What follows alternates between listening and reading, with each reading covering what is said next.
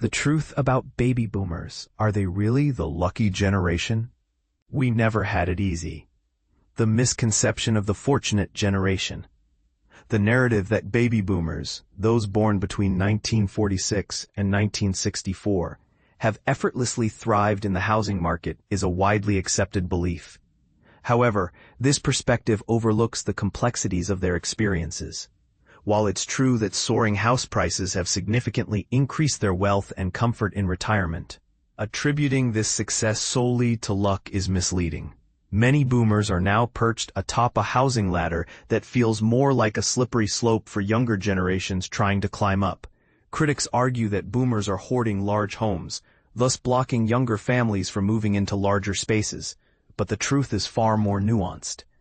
Although many boomers have seen their property values rise over time, they have also faced challenges such as high interest rates, market crashes, and negative equity, with a considerable number still renting in their later years. The boom and bust cycle. It's essential to recognize that younger generations have valid reasons to feel envious. From 1975 to 2025, the average house price in Britain skyrocketed from £10,978, £2,716, a staggering 25-fold increase. This kind of growth is typically associated with high-performing stocks. For instance, investing in Microsoft in 1993 and selling during the dot-com boom would yield similar returns. Even when adjusted for inflation, house prices have more than tripled over the last 5 decades. Moreover, homes were more affordable for boomers. The ratio of house prices to earnings has surged to over 8 today, compared to around 4 from the 1950s to the 1990s.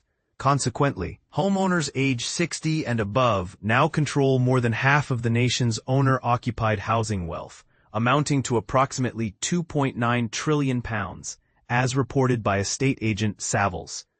The wealth divide between generations has widened since the financial crisis. A study by the Resolution Foundation revealed that from 2006 to 8 to 2018 to 20, median wealth for those in their 60s increased by 55% in real terms, while median wealth for individuals in their 30s plummeted by 34%. Additionally, the share of wealth held by those under 40 has decreased from 7.5% in 2010 to just 4% today. We didn't have it easy. This continuous rise in house prices has been interrupted by significant downturns.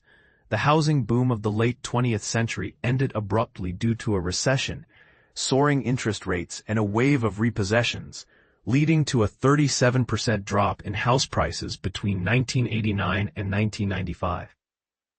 The subsequent recovery was halted by the 2008 subprime mortgage crisis, which caused a 26% decline in average house prices over the next 6 years. Jane Anderson, 72, has lived through this tumultuous journey. In 1977, she and her husband, Sandy, purchased their first home, a modest terraced house in Ayr, Scotland, for £15,900. We only had a coal fire and no double glazing, she recalls. We were scraping ice off the windows. At that time, Sandy earned £4,000 annually as a site engineer, while Jane worked as a secretary. They faced rejection from 3 banks before finally securing a mortgage due to their modest income. Their first Christmas in the house was marked by a tough decision: replace the broken fairy lights or buy a gift for their 4-month-old daughter. Just 2 years later, interest rates skyrocketed to 17% amid rampant inflation, leaving many homeowners vulnerable. Although house prices had risen in the 1970s, Jane and Sandy, who bought just before the spike, found themselves in a precarious situation. As their mortgage payments soared, Jane, who had left her job to care for their daughter, began childminding for 80 pence an hour, and even contemplated pawning her engagement ring to make ends meet. It was horrendous. Rates kept climbing, and it was a very frightening time, she reflects. Today, they still reside in that same home, which is now valued at around £250,000 after they added an extension. Although they feel fortunate to have benefited from the property boom, Jane emphasizes that their gains were hard-earned. We didn't have a foreign holiday until my daughter was 14. We went to a caravan in Scotland a couple of times. We had one old car and had to be frugal. Boomers left behind. However, not all boomers enjoy the financial security that homeownership provides. The number of private renters aged 55 to 64 surged by 66% from 2009 to 2022, reaching 492,000, according to official statistics. Those aged 65 and older also saw a significant increase, with 433,000 households in this age group renting, marking a 33% rise. The English Housing Survey 2021-22 indicated that nearly 6% of individuals aged 65 to 74 were in rent arrears, the highest among all age groups. Rob Truhella, 69, is one boomer who has been adversely affected by the housing market. He purchased a home in Cornwall for £55,000 during the 1980s property boom, only to see its value plummet due to rising interest rates. Unable to keep up with mortgage payments, he sold the house at a loss and has been renting ever since. The same property, now renovated, is listed for £270,000. Having worked in a family butcher shop for 15 years before retraining as a tree surgeon, Rob later drove a taxi until health issues forced him to retire last year. "I've paid taxes for 51 years, and I still have much to offer," he states. Currently, he pays £675 monthly in rent, plus £130 in council tax, relying solely on his state pension, which often requires him to dip into his savings. Property prices have skyrocketed, especially in Cornwall, where many are buying second homes, reducing long-term rental availability and driving up rental costs. There are various reasons why people are living on state pensions. Some may be widowed or have lost money in investments. We have no chance of getting back on the property ladder, yet owning a home comes with its own set of challenges. Some individuals, referred to as mortgage prisoners, are stuck in closed-book mortgages from before the financial crisis, held by lenders no longer offering new loans. This situation prevents them from switching to more affordable mortgage options, even if they are current on their payments. Many others are simply too old to qualify for new mortgages, leaving them with no choice but to accept unaffordable repayment plans or sell their homes to settle debts. Challenging assumptions about wealth. The struggles of some boomers provide little solace to younger generations grappling with the challenge of affording their first homes, especially as the wealth gap between generations continues to widen.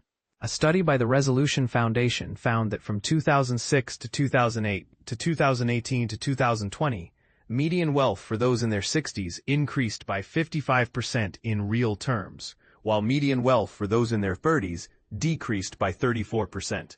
The share of wealth held by individuals under 40 has also dropped from 7.5% in 2010 to just 4% today. The perception that boomers are hoarding wealth is often used to justify unreasonable demands on older individuals. Wealth advisors have noted a rise in family members pressuring their elderly relatives to release equity from their homes to assist with their own home purchases, even when it may not be in the best financial interest of the older generation. The Tony Blair Institute has suggested imposing higher taxes on larger properties to encourage owners to downsize and create space for younger families. However, Hilary Burkett from the charity Independent Age argues that discussions about intergenerational fairness often overlook individuals like Rog and Jane. There's a prevailing assumption about wealth among older people, but it fails to recognize the growing number of seniors facing financial difficulties. Most older individuals in poverty own their homes, and many who have paid off their mortgages struggle to afford basic necessities like heating and repairs. Homeownership does not guarantee financial security. Rob believes it is absolutely unfair to assume that all boomers are wealthy, yet he remains optimistic about his situation. "I worry about my future. It would be nice to know how much time I have left, so I could plan my finances accordingly. Renting instead of owning is a significant factor in that. But I don't feel envious. I enjoy spending time in my friend's garden, and my mental health is in a good place." What are your thoughts? Do you agree with the notion that boomers have had it easy, or do you see the complexities in their experiences? Share your opinions in the comments below. As how boomers built an unsustainable world for millennials Gen Z. The world that baby boomers forged is now taking a hefty toll on subsequent generations. It's a situation where they receive the benefits while everyone after them is left with the bill. But here's where it gets controversial. The system they built isn't just a legacy. It's more like a trap that keeps tightening its grip. George Orwell once said, "Every generation thinks it's smarter than the one that came before and wiser than the one that follows." Well, if we add a footnote, it might be, except when it comes to managing the economy and public policy, then perhaps they missed the memo. Our parents and grandparents grew up in a different time, where a single union salary could buy a house, a muscle car, and a family trip to Disney, all within reach. Fast forward to 2025, and the median 30-year-old's net worth is 40% lower than what boomers had at the same age. According to 2024 Federal Reserve data, wages haven't really budged, student debt is ballooning, and asset prices have skyrocketed, far beyond what a typical paycheck can support. The fundamental structures that boomers built now weigh heavily on those who follow. Millennials matured amid crises like 9/11 and the Great Recession. Gen Z entered into a pandemic-stricken world. Meanwhile, Gen X, often overlooked, finds themselves caught in the middle, exhausted as they watch policies enacted by Congress, much of which is influenced by their parents' generation, further entrenching inequalities. As for the American dream, it used to be straightforward: work diligently, play fair, and enjoy a better life than your parents. But for millennials, Gen X, and Gen Z, the latter seems to have snapped around the third rung. Instead of climbing toward prosperity, many are weighed down by student loans, skyrocketing housing costs, stagnant wages, and an inexplicable cultural guilt over things like avocado toast, of all things. That seems to distract us from the real issues. Here's a sobering comparison. Millennials at ages 30 to 35 have a median net worth of roughly $12,500, while boomer peers at the same age had about $20,700, a stark divergence. Real median incomes since 1980 have shrunk by about 5% for people aged 18 to 34. Yet the average price of a home relative to income has nearly doubled, from about 3.1 times in 1990 to 4.9 times in 2024. Less than 10% of household wealth among under 40s now resides with them, compared to 12% in 1989. If your wallet feels lighter, but your rent keeps rising, this isn't coincidental. America's boomers did not invent every challenge we face, but they amplified many of them. They drove globalization, pushed policies favoring capital over labor, and championed tax cuts for the wealthy with a hope that wealth would trickle down. Spoiler alert, it rarely did. They benefited from low taxes on assets and investments, while younger generations are left to juggle stagnant wages against inflation and housing scarcity.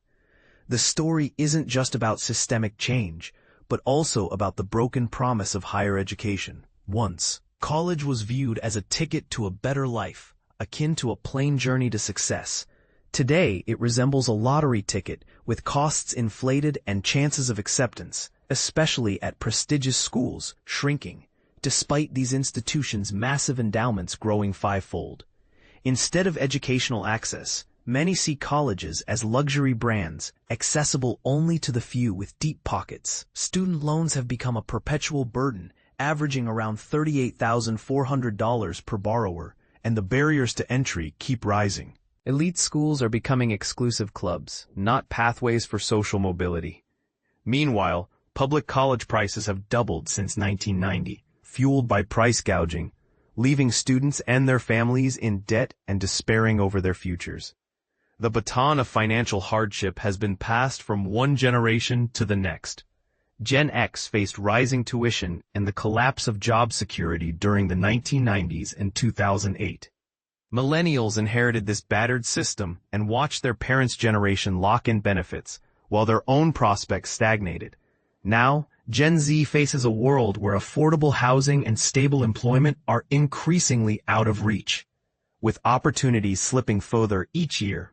This systemic imbalance is partly maintained by the tax code, favoring capital gains and real estate appreciation over earned income, making wealth accumulation easier for those already holding assets. If you bought Apple stock in 2008 at $7, today it's worth over $170, money that outstrips what a typical worker earns in a lifetime. Housing compounds the problem. The cost relative to income has reached historical highs, and zoning laws often restrict construction of affordable homes, deliberately maintaining scarcity. Today's young adults find themselves locked out of homeownership, unable to save for a down payment, and often paying so much in rent that they can hardly imagine building wealth. The concept of owning the American dream has morphed into leasing it for decades. And then there's the so-called asset Olympics. If you got wealth early, you're golden. If not, you're left watching the parade from the sidelines. Gen X played a pivotal role in shifting from traditional pensions to 401ks, transferring the burden of saving to individuals, often without enough guidance or safeguards. Meanwhile, they silently watch as their children face the same rigged system, feeling the weight of outdated rules and broken promises. Politically, the priorities are skewed. The budgets favor the old, thanks to their voting power, while children and young adults often receive the least attention. Social Security and Medicare get the lion's share of federal spending, with programs for kids being underfunded and temporary at best. This disparity isn't conspiratorial. It's voter math. Older voters turn out in larger numbers, reinforcing policies that favor their benefits over investments in youth and future generations. Social Security, once hailed as a safety net, now teeters on the edge, projected to run short by 2033, leaving only about 77% of promised benefits. Meanwhile, child poverty has stubbornly remained around 19%, despite the significant reduction in senior poverty over the decades. When temporary programs like the child tax credit were expanded in 2021, child poverty dropped dramatically, by over 40%, but they were swiftly reversed, illustrating the systemic neglect. All these pieces point to a system that rewards wealth accumulation and established privilege while neglecting opportunities for the young. It's not impossible to imagine change, but it demands deliberate effort, structural reform, and perhaps some intergenerational tension that could spice up family dinners. And what about the future, Gen Alpha? Those born after 2012 might be the generation that refuses the broken system altogether. They may reject traditional paths like homeownership or college and instead create decentralized communities, forging their own ways forward. But before that happens, we still have a window, an opportunity to restructure the system, to avoid a complete collapse that leaves the youngest behind. The building blocks are clear: debt, housing scarcity, vanishing social safety nets, and a narrative that blames personal failure for systemic issues. These do not have to be forever. The world is not fixed yet. We can choose to renovate, reconfigure, and rebuild before the warranty on this system runs out and the house becomes uninhabitable for everyone but the wealthiest.